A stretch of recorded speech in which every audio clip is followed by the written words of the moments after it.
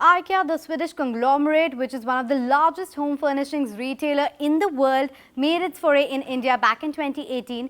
Since then, we have seen 5 stores and multiple touch points, which has been impacting lives of almost 350,000 workers directly as well as indirectly, with a total investment commitment of 10,500 crore rupees.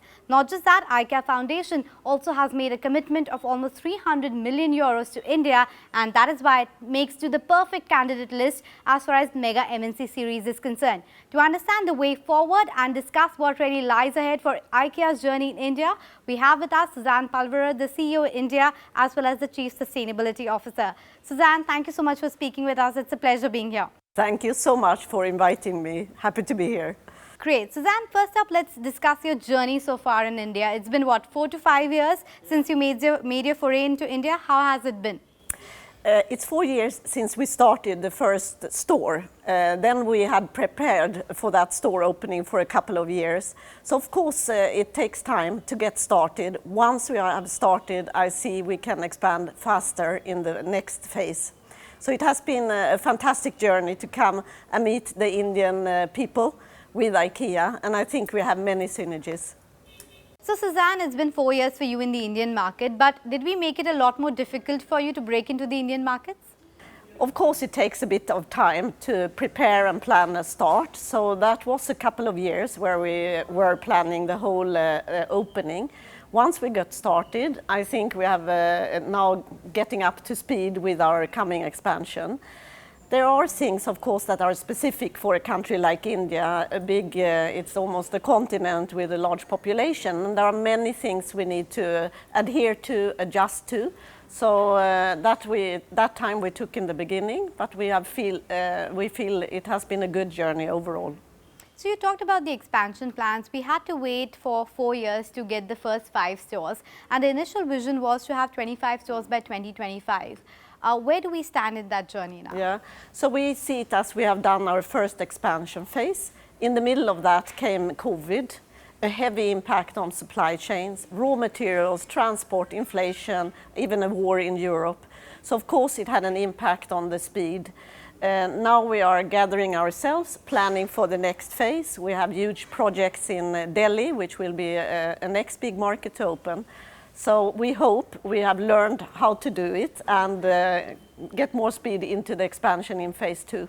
Susanne, would you want to give us a bit more detail in terms of, apart from Delhi, is there any other geography or city that you're eyeing at the moment? What's the number of stores should we expect, let's say, over the course of next 12 to 24 months? No, I think we should expect 25 stores. What I don't say is when, because I think it's better not to promise before it's ironed out, the plans. But Delhi is a big market. We know we have to do more in Bangalore, in Mumbai, and also in Hyderabad, where we are. We look at Pune, and we look at Chennai, and we look at some other cities, and then let's see how we take it forward.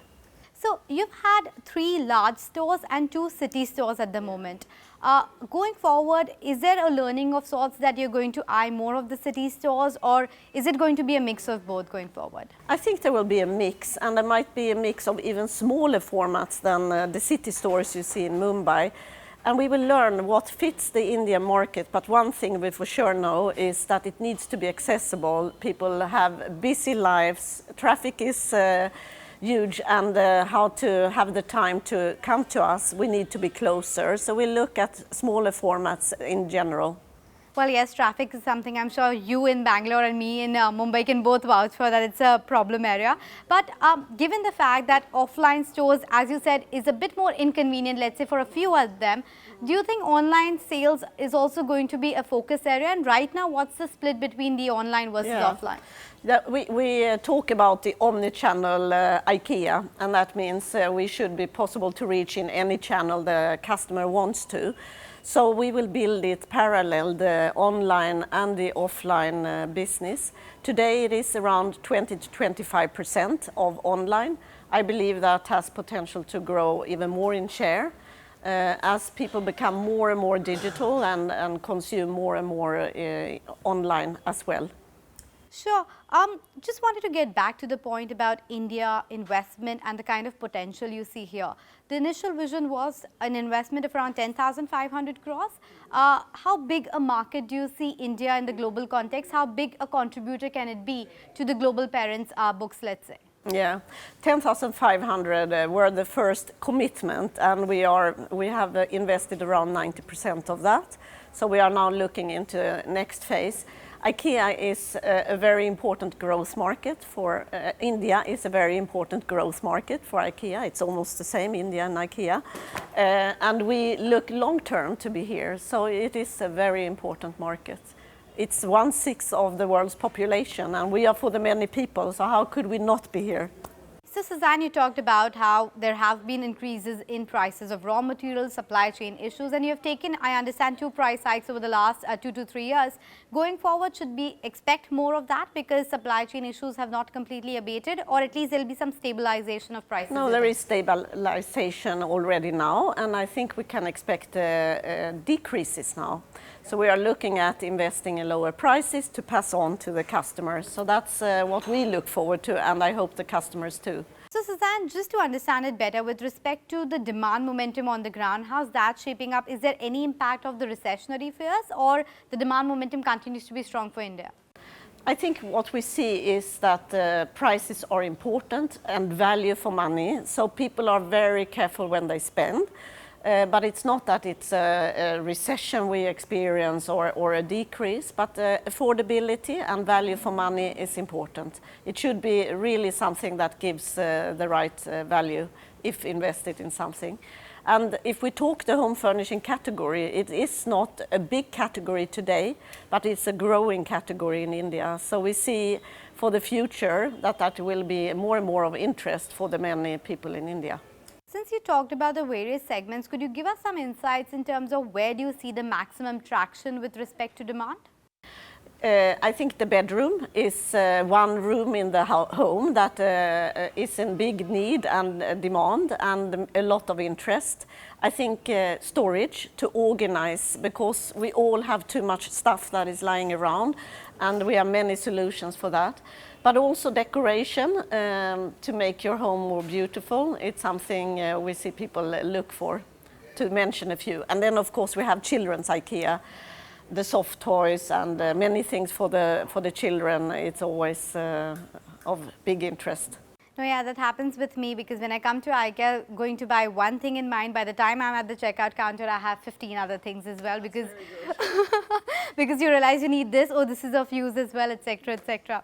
But that was specifically about India. What about across the world as well? What do you hear from your peers when it comes to, let's say, Europe as a geography, or other areas as well? Is there a bit of an impact on demand there? Yeah, I think there we see even more cautiousness in spending. In some countries it's almost into recession. It's very high inflation. My home country, Sweden, has not had such a high inflation in 30 years. So of course it's an impact. At the same time, these are the times when IKEA is at best. As we are affordable, having low prices, we can offer something to the customers even if they have less money in the wallet. That's the times when we are at our best. Sure. But just coming back to India, DIY is a culture, or do-it-yourself is a culture that we aren't very used to. Given the fact we have abundant labor, etc., we are usually used to having, let's say, ready furniture, etc. Have you been able to change that mindset, or whether that was a big roadblock when you were entering the market? I think we need to offer what we are really good at, which is flat pack, which comes then with a lower cost and more sustainably transported. Then if the customer doesn't want to do it themselves, we offer also assembly service, and we have partners who offer assembly service. But I would advise to try a simple furniture and assemble, because the joy when you have done it, it's great, and how you feel for the product after, it's different, and it's quite fun actually to follow the instruction. But don't start with the big products, that can be too much. I'll take that advice and maybe I'll start small and see how I go from there. But wanted to understand India as a geography with respect to demand. You pointed out how important it is and you see it as a growth market. But with respect to the entire, manufacturing as well, a lot of people globally are now looking at India to become a manufacturing hub because of the supply chain issues in China, etc. as well.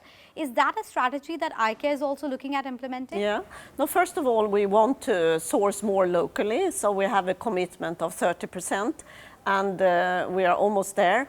And we look at more than 50% because we think that's the right thing to keep the prices, to make it more sustainable, to create job opportunities and less transportation.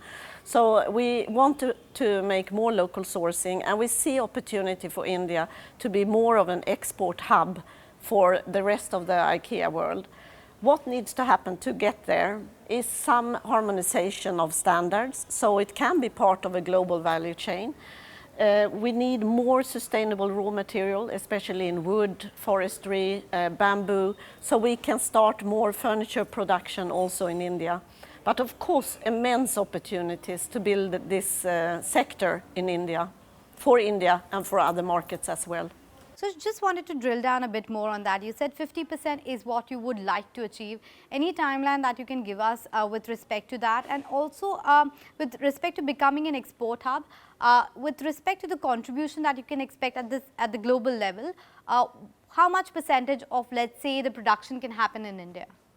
Of the global level, I think I'm working with the retail part, so I'm not able to give you a very good answer on this. But I think it is a very interesting market to grow and to have retail, but also the sourcing here. Immense opportunities. We have been here almost 40 years, but our focus has been on textiles, on rugs and carpets, on smaller decoration items. And now we see we can also grow into the furniture sector. But we need to collaborate with the government and other industry players to create the right conditions. So one big thing is the raw material for furniture. Wood, certified wood, good products can be created by that. Sure. Moving on and talking about the path to profitability for the IKEA India business. If I remember it right, it was running losses at least in FY21, and that obviously is on account of COVID, etc. as well. What's the path to profitability? Will we see that in FY23 perhaps? We are investing heavily in the beginning, and we are also here long term. So what we look at is market per market, and we are looking into how we next year could be break even in one of the first markets, and then step by step a road to profitability. But we are here long term. It is an investment phase as we speak right now. So as far as India is concerned, and you talked about how it's a growth market, would it be fair to say that India is one of the fastest growing markets that you have at the global level? Yeah, it would be fair to say, as we have expansion plans. We are entering a second phase of that, and we have two big projects in Delhi, one in Gurugram and one in Noida, which is IKEA stores integrated in something we call meeting places, a new form of shopping center that will come up. And how's been the entire logistics, setting up the logistics in India, how's that panned out for you with respect to the supply chain management, the reverse pickups, etc.? How are you managing that? Yeah, we work with partners of home delivery. We have our CDCs. We have also partners for logistics. So of course that needs to follow. It's the backbone of everything. So in parallel with setting up the stores, we need to be very good in the logistics setup as well. That's part of the whole omni-channel. But have you faced more challenges here with respect to the supply chain management or logistics? Would you say that's one area where India can do better? No, I don't. I can't say it needs to work flawless, and of course there are always challenges to work with in our own operations as well as when we have partnership. So it's to take one step at a time and correct if things are not good. Sure, and IKEA is also very big in terms of sustainability and the pushes it has towards it. What are your goals at IKEA India with respect to meeting the sustainability targets? Yeah, we work, sustainability is a cornerstone. It's part of the values, it's part of our direction, together with affordability and accessibility. So we have strategies that we work with. The first part of it is how we can help our co-workers and customers to work to live more sustainably and a more healthy life at home. So the products we offer and the solutions, like saving energy with LED bulbs, water saving, waste sorting, food saving, are all examples of how you can live more sustainable. And then also the products themselves are designed with democratic design, we say, where we always take the sustainability component into consideration. So that's the first one. The second one is more renewable and energy against the climate change and circularity. And here, of course, we look at what we do ourselves in our operation to have more renewable energy, how we can become more circular. And the third is community and people, so our community initiatives and also our own co-workers, how we work, and with inclusion and diversity. So it's a wide agenda which needs to be integrated into the business in all areas. Do you think globally the opportunity that is there in India over the last couple of years, have you seen a shift that people are now looking more at India? Have you seen that happening in the last couple of years, that it's expected to be, let's say, at a more accelerated path, becoming an export hub, which might have been the plan earlier as well, but now there is some sort of acceleration after what has happened in China? I would say not only for sourcing, it's also for retail, and I think it's one of the markets where we have just entered. And as I said, 1/6 of the population of the world lives in India, so of course it's a huge market. It's to be seen as a continent, and of course a lot to do. So we have had 300 top managers visiting India the last 2 to 3 weeks. And of course the interest is growing, and the awareness of also what India needs and what we need to adjust in our business to be relevant for the people in India. Susanne, would you be able to help us with a few numbers in terms of what's been the, let's say, the volume growth at stores, what kind of footfall or occupancy you have seen over the last few months? Would there be any sense that you can give us? I would say last year we grow almost double. Of course we are opening new stores, so that's part of it. So I think that's something we are very proud of, and we look forward to much more growth in the future. So the more we grow, the better we will be to also pass on lower prices to the consumers. Susanne, let's come to the softer aspects of things, and let me ask you, how has it been for you living in India? I'm sure this is not the first time you've been here. You have had multiple, you've wore multiple hats earlier. How's been the experience living in India? Do you like the heat at all? Yeah. Traffic? Yes, no, this is my third time. I never thought it will be 3 times, but I'm really happy for it. So my first time was in the sourcing area, the second time in the startup of retail, and now coming back as the CEO and the CSO. So of course I love India. I feel a strong connection. I feel very much at home. I feel welcomed by the Indian people. It's a lovely country with all its diversity. So I'm just thinking it's such an exciting time to be here. I'm going to make it difficult for you and ask you one thing that you love about India. One thing. One thing? The people. That's a very nice answer. But what about food? Have you tried the Indian cuisine? Anything that's making to your favorite list? Yeah.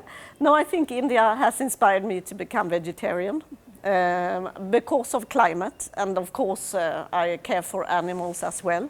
I know it's more healthy, and I think the cuisine, the vegetarian cuisine, is just fabulous. So I hope many more Indians stay vegetarian or also become vegetarian, so it's not a reverse trend, because the cuisine is so rich on vegetarian food. So it's easy to be a vegetarian here. So if Susanne wasn't, let's say, the CEO at IKEA India, where will we find you? Where would you? Yeah, that's a good question. Somewhere within IKEA. I've spent 25 years with the company, and of course I see myself as part of this organization. I've stayed because I really like the company, the values we keep, the way we are, the communities we have, and also the business we are in. Life at home is something that connects to everyone. So I feel it's so fantastic, and I would be somewhere else in IKEA, but I'm very happy to be in India with IKEA. And we're happy to have you here. But if you're not donning the hat of a CEO and CSO, what do you like to do the most? What's let's say, the favorite hobby or the favorite pastime? Outside work, you mean? If at all you get the time to do Yeah. something? No, I would say I work with my health, so yoga. I'm a yogini, if you would say. I love doing yoga, but I also go to the gym to stay fit. And I know how much energy I get from, even if I'm tired, I gain energy from some kind of exercise or just a nice walk out in the park. That's good to hear. And your work has taken you to multiple places across the world. Tell us the favorite destination. India. Now you're No, being I'm politically correct. No, it's true. It's true, because my first 4 years, it's not always an easy country. It's you know, a lot of things happening that you need to deal with in business or privately. Not always things are working, but it's such a charm in the whole thing, and it has. I always say you never know what will happen. Every day is a new day. It's very dynamic, it's exciting, and it's also challenging at times. So I can't, it's not politically correct, it's the truth. When I left India the first time, I thought, where do I want to go? I could not find any other country, so I actually went back to Sweden, my home country, and worked in IKEA in another part with communications. So that's the truth. Okay, that's good to hear. And finally, let me bring on the last question. You've been in India, worn multiple hats. What's your vision of India as an economy? Where do you see it standing, you know, in the global arena? Now I really look forward to seeing more and more people in India getting better lives, more opportunities to develop the economy so people can live better lives, and that we can be part of that journey. So we are here to do a better life by home improvements mainly, but also how we are part of societies. So it must be a win-win, IKEA and India, or else we will never be successful. That's my vision. Well, on that win-win note, thank you so much, Susanne, for joining us today. Really been a pleasure speaking with you. Thank you. Thank you so much.